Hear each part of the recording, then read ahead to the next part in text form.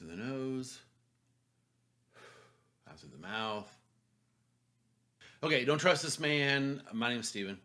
Don't trust me. Today, answering a question asked of me by a friend, coworker, Kelsey, Kiwi. Actually, in response to last week's video on Donald Trump. Boom, boom, boom. She said you didn't really talk about why you're going to vote for Hillary. And I said, well, it's because it's about Donald Trump. Come on. But I thought, to be fair, I should address that issue. Why am I going to vote for Hillary Clinton? Because, truth be told, I would be voting for Hillary Clinton even if Donald Trump weren't running for president.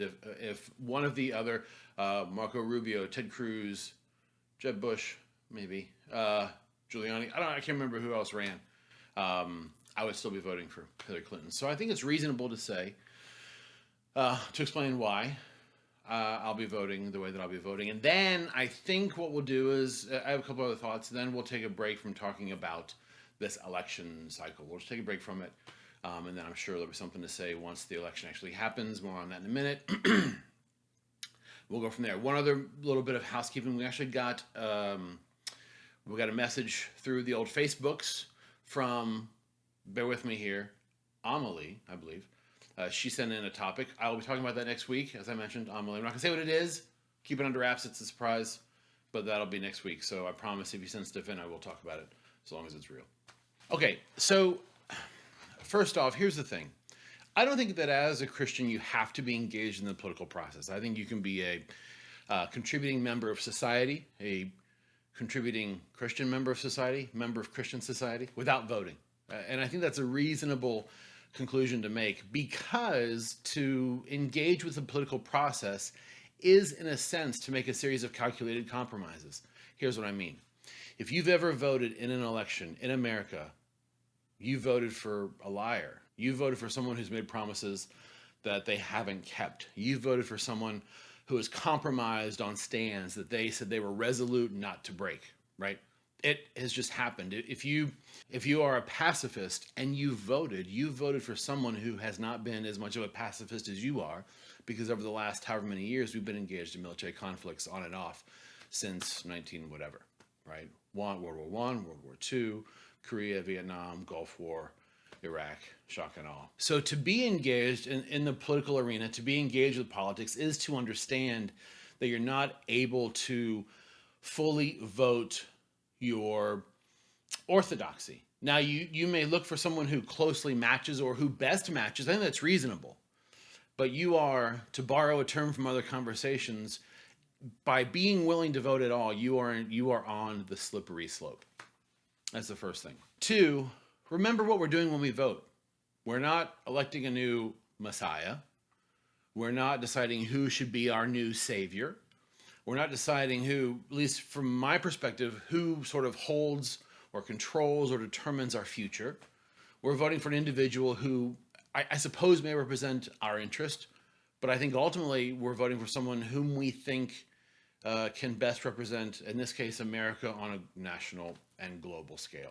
So when people, particularly Christians, talk about Hillary Clinton, there are three things that kind of tend to come up on a regular basis.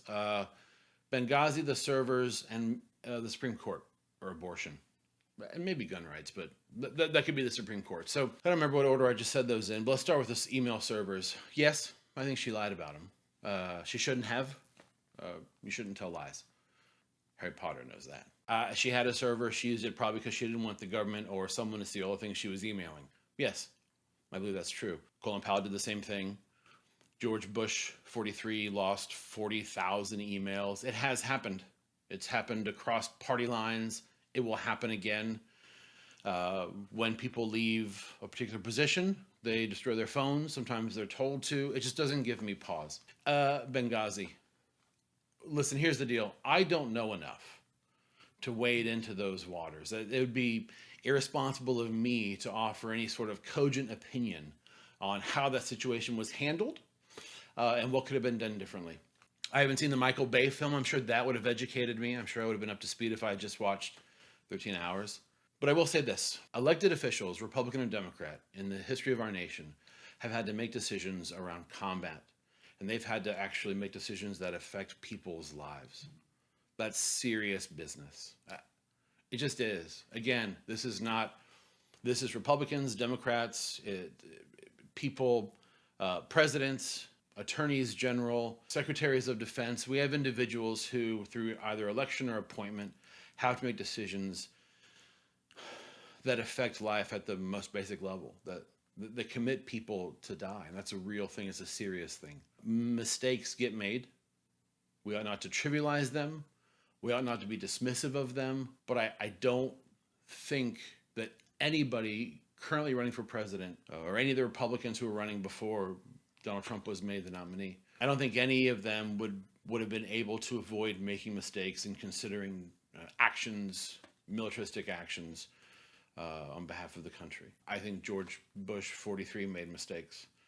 I think Cheney made mistakes. Rumsfeld made mistakes. Nixon, Kennedy made a mistake with the Bay of Pigs. There's no easy way to confront that reality. I understand that it's real and it's true. Whatever mistakes may have been made in the situation have huge implications, particularly for the people involved and for their families. There's no way I could speak to that in a way that fully encompasses or even appreciates their pain. And I know that moving forward in the future of our country, more decisions of that nature will need to be made. And if I had to pick a person to make those decisions in the future, I pick Hillary Clinton over Donald Trump. Lastly, the Supreme Court, with particular regard to abortion, here's the reality. I don't believe that Roe v. Wade will ever be overturned. I don't want to talk about the issue of abortion now. If you want me to, let me know. We can see. But I don't believe any president will play a role in overturning Roe v. Wade. What did we have? Reagan, Bush 1, Bush 2. In the White House, we had Newt Gingrich leading control of the House in '94. Republicans have controlled houses of houses of Congress. We have Republican appointed Chief Justice even now. Republicans have had chances to affect change, and they haven't. And I think if you've asked Republican politicians who weren't trying to be reelected or raise money from easily manipulated believers, they'd say that's never going to change. Roe v. Wade will never be overturned. I don't believe it'll ever be overturned. And I think that when people use that issue to stir up fear and anger and frustration on the part of believers, I think it's inappropriate and irresponsible. And I think that as believers, we need to be more shrewd than that. I don't know that Hillary Clinton and I would agree on the issue of abortion, but I don't believe that her stance on abortion will affect in either direction what happens in the future in terms of laws in our country. That's all I'll say about that. One last thing, then we'll be done. I don't want to take too long tonight to talk about these things. I talked for like 10 minutes last week. Like, good grief, guys. Need a commercial break. Maybe hand out bananas and Gatorade. Here's the deal. Remember this, everybody. November 8th, I think, is Election Day, Tuesday. Listen, remember, whatever happens, unless I guess the world does really end on Election Day, which, if it does, I'll look stupid. But aside from that, Wednesday, November 9th will still happen. We have to, and particularly people of faith, we have to remember that life will go on after this election. This election is not the end. It's not the beginning of the end. I don't want anybody to be alarmed, but the mic just fell off our setup here. But I saved it. Our future doesn't hinge on who's elected. If you believe that the next president of the United States controls your future, your God is very small. If you believe that one person being president over another means the end of the world, I suppose we differ on our understanding of eschatology, but I still think your God might be kind of small. It's going to be okay. Think about the relationships you've harmed and the way you've behaved leading up to this election. Think about the relationships you're harming. Think about the people in your life you've pushed away because of a particular candidate. And think to yourself, is it worth it? Man, if it's worth it, okay. I don't know what to tell you. For me, it's not worth it. It's not worth it for me to push people out of my life because of their political views or because they don't share my political views. November 9th is as important, if not maybe more important than November 8th, because life goes on. Our witness continues, right? As I mentioned last week, our call remains the same. There is nothing about who's in control, whether it's on Capitol Hill or in the White House or in the Supreme Court. Those things don't dictate our future. They don't dictate our path. They don't have any effect on our call. Yes, there may come a day when the government of this country calls you to transgress or to go against your convictions. Then you have to make a decision. Okay, so make it. But until that moment, come on, right? You can email me at steven@don'ttrustthisman.net. We're on all the social whatevers. Find me there. Listen, there are 1,000,000,004 voices in this world talking to you. Podcast, vlogs, blogs, Facebook, Twitters. There's still 6 people left on Google+. The fact that you take time out of your day to watch this, to listen to the things that I'm saying, means more to me than you will ever know. Thank you for watching. I'd love it if you want to share this with others, but by all means, for the love of God, don't trust me.